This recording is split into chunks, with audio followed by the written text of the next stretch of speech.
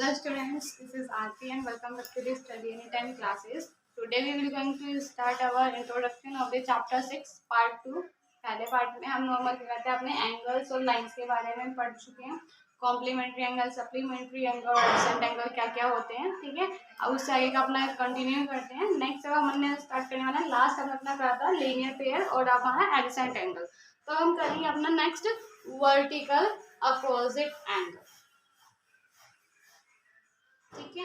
अब vertically opposite angle समझने से पहले आपको ये पता होना चाहिए कि इंटरसेक्टिंग एक पॉइंट, ठीक है, क्योंकि वर्टिकल अपोजिट आप तभी समझोगे जब आपको पहले इंटरसेक्टिंग लाइंस के बारे में पता होगा. अब इंटरसेक्टिंग लाइंस वैसे भी आप लोगों को काफ़ी अच्छे से पता होगा, ठीक है. तो इसे वही वाली बात कि भाई आप लोग 9th क्लास में हो, ये पुराने टॉपिक्स हैं तो आपको अच्छे से पता होंगे, बट फिर भी हम एक बार रिमाइंड कर लेते हैं कि इंटरसेक्टिंग लाइंस क्या होते हैं. कि जब भी दो लाइन, ठीक है, दो लाइन आपस में कट करती हैं तो उसे हम इंटरसेक्टिंग लाइंस कहते हैं. जैसे कि अगर मैंने बोल दिया कि मेरे पास एक लाइन थी इस तरीके से, ठीक है, हमने इसको नाम दे दिया हमारे पास ए बी, ठीक है, और ये किसी पॉइंट, इस पॉइंट पर कट कर रही है, इसको हमने नाम दे दिया हमारा सी डी, ठीक है, दोनों पॉइंट सी हो गए. और जिस पॉइंट पर कट कर रही है इसको हम ई एफ, जो भी हमने माना है मान लिया, ठीक है, इस पॉइंट पर कट कर रही है, ठीक है. तो ये इंटरसेक्टिंग लाइन होती है कि अगर हम बोल दें कि जब भी कोई दो लाइन, ठीक है, जब दो लाइंस क्या होता है आपस में इंटरसेक्ट करती हैं, ठीक है, तो उन्हें इंटरसेक्टिंग लाइंस कहा जाता है. सिंपल कहते हैं कि two lines are said to be intersecting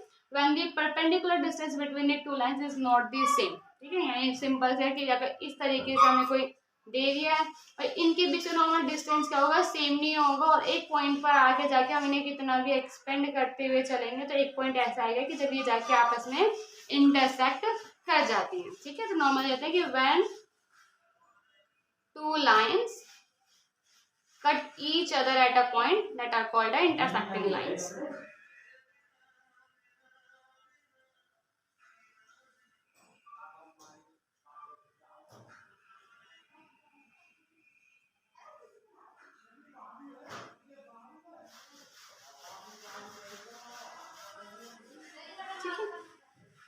अब इंटरसेक्टिंग लाइन क्या होगा. अब इंटरसेक्टिंग लाइन से ये हमारे पास आता है वर्टिकल अपोजिट एंगल. अब वर्टिकल अपोजिट एंगल में क्या होता है, जब भी मतलब दो इंटरसेक्टिंग लाइन जिस पॉइंट पर आपस में कट करती है ना, तो उसके ठीक जो अपोजिट वाले एंगल्स होते हैं उनको हम क्या बोलते हैं, वर्टिकल अपोजिट एंगल बोलते हैं. यानी अगर हम बात करें angles formed by two intersecting line, जब भी दो इंटरसेक्टिंग लाइन से जो एंगल्स बनते हैं ना हम उनको वर्टिकल अपोजिट एंगल्स बोलते हैं.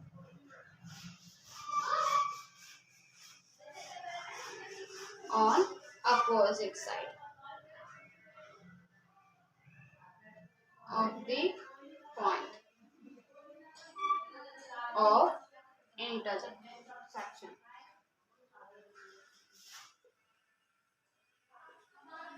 ये नॉर्मल क्या है कि जब भी कि जो एंगल्स जो बनते हैं कब बनते हैं, जब जो इंटरसेक्टिंग लाइंस का जो ये इंटरसेक्टिंग पॉइंट है इनके जो अपोजिट वाले एंगल, तब जैसे कि मैं बात कर रहा हूँ, ये एक फिर से हम ले लेते हैं, ठीक है, इसका हमने अपना नाम ए और बी था, इस वाली लाइन का हमने सी और डी नाम दिया था, और यहाँ पे हमने कुछ भी चलो एम रख लेते हैं, ठीक है, ये हो गया, ठीक है. अब इसमें ये दो लाइन्स हैं आपस में कट कर रहे हैं और इसका इंटरसेक्शन पॉइंट कौन सा है, ये पॉइंट एम हमारा इसका इंटरसेक्टिंग पॉइंट हो गया. अब इस पॉइंट में जो एक दूसरे के ठीक अपोजिट होगा, यानी क्या है, अगर मैं इस वाले एंगल की बात करूँ तो इसका अपोजिट एंगल कौन सा है, ये वाला वर्टिकल अपोजिट एंगल, ठीक है. यानी अगर हम बात करें जो एंगल ए, ये पॉइंट एम और डी, तो ए एम डी, ठीक है, इसका वर्टिकल अपोजिट वाला एंगल कौन सा है, इसका वर्टिकल है C M B, C M B, ये दोनों वर्टिकल अपोजिट है. और दूसरा अगर मैं इस वाले एंगल की बात कर दूं, ठीक है, कौन से वाले की, बी एम डी की, एंगल बी एम डी, इसका वर्टिकल ठीक अपोजिट कौन, देखो इसके ठीक सामने कौन सा होगा, ये वाला, तो इसका अपोजिट ये वाला, तो यानी angle A M C, A M C, ये इसका वर्टिकल अपोजिट एंगल हो गया. और नॉर्मल से अगर हम बात याद रखें वर्टिकल अपोजिट एंगल के लिए अगर आप आगे प्रॉपर्टीज हम रखेंगे, प्रॉपर्टीज हमें बताती हैं कि जो वर्टिकल अपोजिट एंगल्स होते हैं वो आपस में बराबर भी होते हैं। यानी अगर जैसे हमने मैं लगाया तो ये दोनों वर्टिकल अपोजिट एंगल, तो ये दोनों आपस में बराबर भी होंगे, और ये दोनों आपस में वर्टिकल अपोजिट, तो ये दोनों भी आपस में बराबर होंगे। नॉर्मल से अगर यहाँ बोले ये कटिंग पॉइंट पर अगर ये मान लो 60 डिग्री का है, तो ये वाला भी 60 डिग्री का होगा, ठीक है। और नॉर्मल वर्टिकल, इसमें आपके वर्टिकल अपोजिट में भी आपका एक सेम प्रॉपर्टी क्या होती है, ये 4 एंगल्स होते हैं, चारों को आपस में प्लस करेगा तो ये 360 निकल के आएंगे, ठीक है। ये vertical opposite angle clear, intersecting lines भी क्लियर। अब इंटरसेक्टिंग लाइंस की बात आती है नॉन इंटरसेक्टिंग लाइंस, ठीक है, जिसको हम बोलते हैं पैरेलल लाइन, ठीक है। आगे चलते हैं।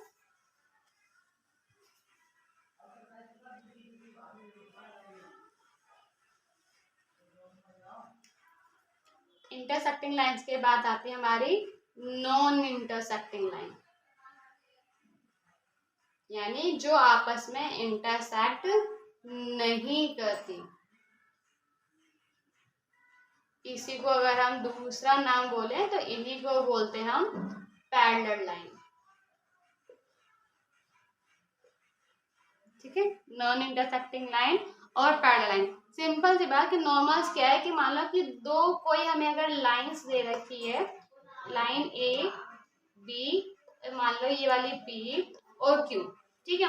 अब इनके बीच का ये जो डिस्टेंस अगर मान लें यहाँ पे ये 8 सेंटीमीटर है, ठीक है, और ये जो डिस्टेंस अगर आप कितना भी एक्सपेंड कर दो, ये डिस्टेंस आपका परपेंडिकुलर डिस्टेंस सेम ही रहता है।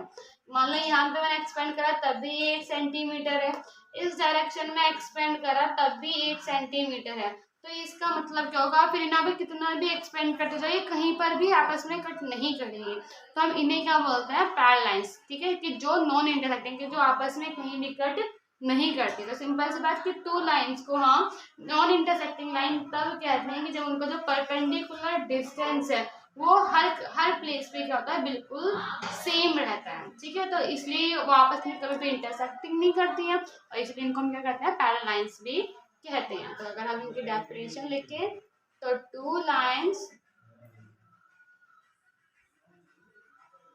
Are said to be,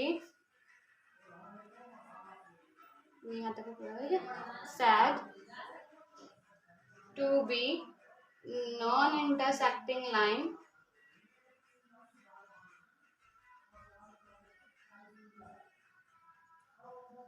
when the perpendicular distance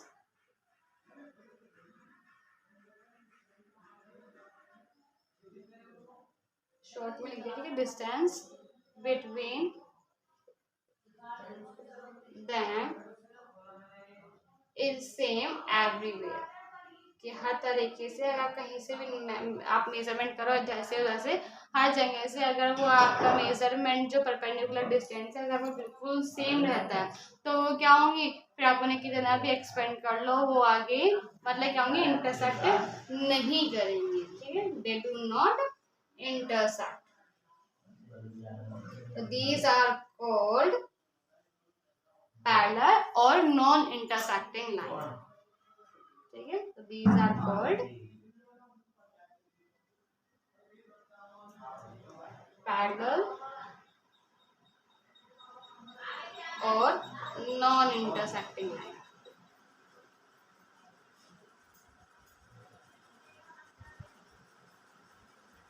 ठीक है। नॉन इंटर वगैरह पैरेलल लाइन और पैरेलल, वैसे आप नॉन इंटरसेक्टिंग बहुत कम यूज करने वाले हैं, इसके लिए हम मेनली पैरेलल लाइन ये आगे यूज करेंगे, इनको हम हर जगह पैरेलल लाइन के नाम से बोलेंगे, ठीक है। अब पैरेलल लाइन तो हो गई, अब लेकिन इसमें एक चीज आती है ट्रांसवर्सल। अब ट्रांसवर्सल क्या होता है भाई, ठीक है। अब ट्रांसवर्सल के लिए क्या होगा कि जब भी पैरेलल लाइंस होती हैं, ठीक है, ये हो गया, ठीक है, पैरेलल लाइंस होते हैं, पैरेलल लाइंस को जब भी कोई एक लाइन कट करती है, ठीक है, कोई अनदर लाइन, हमने कोई लाइन बोली थी, जगह हमने मान लिया ये लाइन एक एल थी, ये एम थी, और ये लाइन को हमने नाम दे दिया पी, ठीक है। तो एल और एम को दोनों को जो कट कर रही है वो होगी हमारी पैरेलल लाइन, ठीक है। अब जैसे कि अगर हम बात करें यहाँ पे देखो एल और पी की अगर बात करें, ये दोनों आपस में इंटरसेक्टिंग लाइन है, ठीक है, और एम और पी ये दोनों आपस में इंटरसेक्टिंग है, दोनों आपस में कट कर रहे हैं, लेकिन ये दोनों आपस में पैरेलल है और इन दोनों को जो कट कर रहा है वो P है, ठीक है। तो अगर ये एक को कट करता है तो हम उसे बोलते हैं इंटरसेक्टिंग, ठीक है। लेकिन जब ये दो पैरेलल को आपस में कट करता है तो हम उसे बोलते हैं ट्रांसवर्सल, ठीक है। तो आपको याद रखना है कि जब भी कोई एक line, when any one line cut parallel lines cut to parallel lines, then it's called the transversal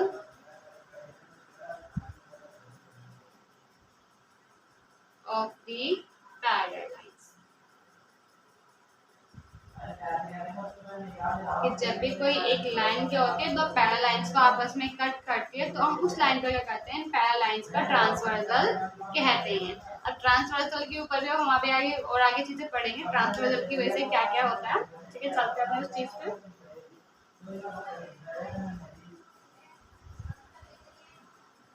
अब देखिए ट्रांसवर्सल और पैरेलल लाइंस का ना काफी अच्छा कनेक्शन होता है, जो मतलब क्या है ना ट्रांसवर्सल की वजह से क्या पता चलता है कि पैरेलल लाइंस है या नहीं, ठीक है। अब जैसे कि हमने यहाँ पे इस तरह से ये पैरेलल लाइंस हो गई है, ठीक है। इसको नाम दे दिया हमने वही अपना P और Q, और एक ये था हमारे पास इसका ट्रांसवर्सल, ठीक है। इसको हमने नाम दे दिया हमारा M, ठीक है। ये हमारी रेस है। अब आप देखो, अब आपको ये जो पता था भाई जब भी दो लाइंस आपस में कहीं भी कहते हैं मीट करती हैं तो वो हमारा एंगल बनना। अब अगर आप देखोगे ये पॉइंट और ये पॉइंट यहाँ पे मीट कर रहा है तो एक एंगल यहाँ बनेगा, यानी जितनी बार भी जहाँ पे भी कट कर रहे हैं वहां पे क्या होगा, हमारा एंगल बनेगा, ठीक है। अब इन अगर हम एंगल्स को नाम दें तो ये एंगल 1 है, 2, 3, 4, 5, 6, 7, 8। हमने क्या करा, इन एंगल्स का एक नाम दे दिया, ठीक है। अब इन एंगल्स का अब लेकिन अब आपको याद रखना है ये पैरेलल लाइन की कंडीशन है, कभी आप कहीं इंटरसेक्टिंग लाइंस में हम लेके चलो, ठीक है।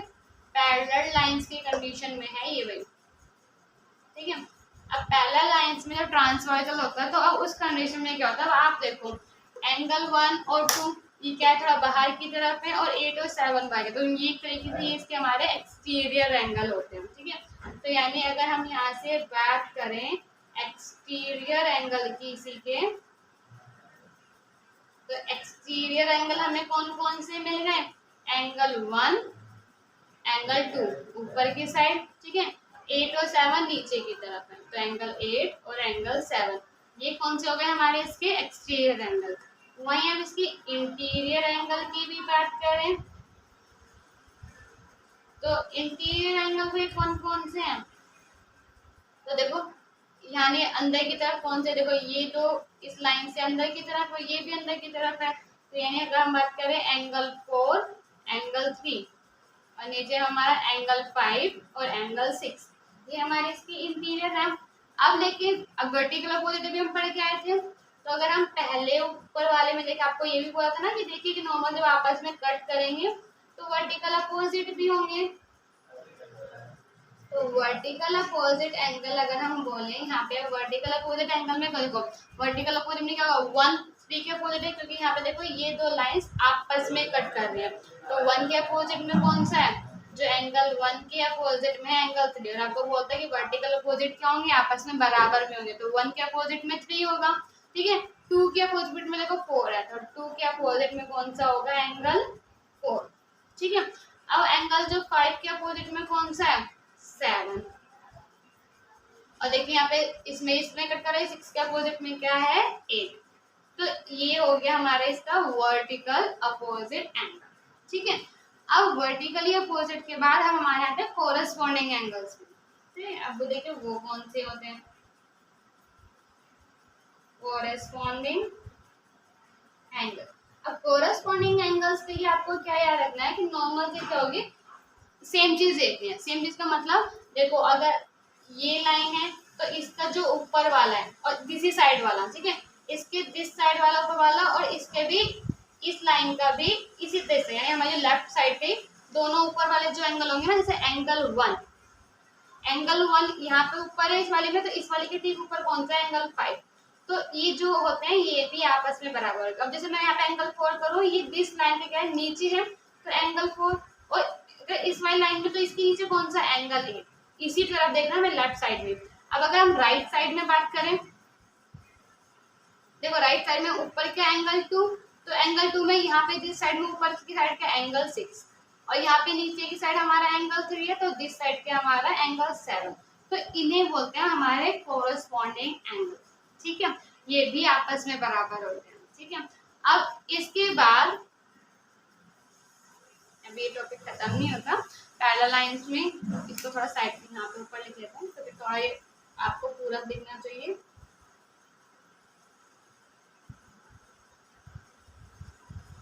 ठीक है, कोरस्पॉन्डिंग एंगल्स के बाद अब हमारे आते हैं अल्टरनेट इंटीरियर एंगल।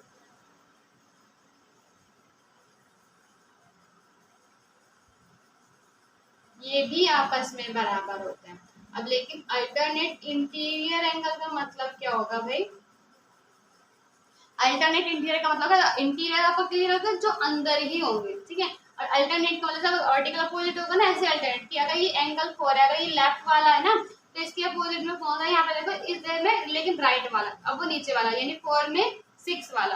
तो यानी अगर हम बात करें ये एंगल 4 अगर दिस साइड का नीचे वाला होगा तो नीचे वाले का यहाँ ऊपर वाला, यानी 4 के अपोजिट में क्या होगा एंगल 6 अल्टरनेट में, और एंगल 3 के में कौन सा होगा हमारा एंगल 5। तो इन्हें बोलते हैं अल्टरनेट इंटीरियर एंगल। ठीक है, ये भी आपस में बराबर होते हैं। अब जैसे अल्टरनेट इंटीरियर आपस में बराबर होते हैं, ऐसे ही अल्टरनेट एक्सटीरियर भी आपस में बराबर होते हैं। अभी ये सारे आगे हमारे एक्सरसाइज में काम आने वाले हैं, तो इस टॉपिक को अच्छे से समझ लेना। ठीक है, अल्टरनेट एक्सटीरियर एंगल। अब जिस तरीके से हमारे इंटीरियर था ऐसे एक्सटीरियर। देखो जैसे यानी यहाँ का 1 है, तो ये 1 जो होगा दिस साइड वाले का ही नीचे वाला, यानी 1 अगर ये हमारा राइट साइड लेफ्ट साइड का है, तो दिस साइड का राइट वाला। ठीक है, तो यानी एंगल 1 के जो बराबर होगा वो एंगल 7। ऐसे नहीं आता तो मैं तो भी आता, देखो आप ये वाला देखो, अगर मैं इसको इस वाले के बराबर लूंगी तो आप एक डायरेक्शन देख सकते हो, ये एक्यूट बन रहा है, ये ऑब्टस बन रहा है, तो ये तो हो गए, तो हम इसको और इसको ले लेते हैं। ठीक है, तो यानी 1 के में 7 चला गया और 2 वाले में 8 जाएगा, तो 2 का अल्टरनेट कौन सा होता है 8। ठीक है, ये हो गया। अब लेकिन क्या होता है, एक चीज और होती है, हम क्या बोलते हैं कि हमारे कुछ एंगल्स का सम क्या होता है 180 डिग्री भी होता है। अब कौन कौन से में होता है, उन्हें बोलते हैं same side interior angle. Same side interior angle.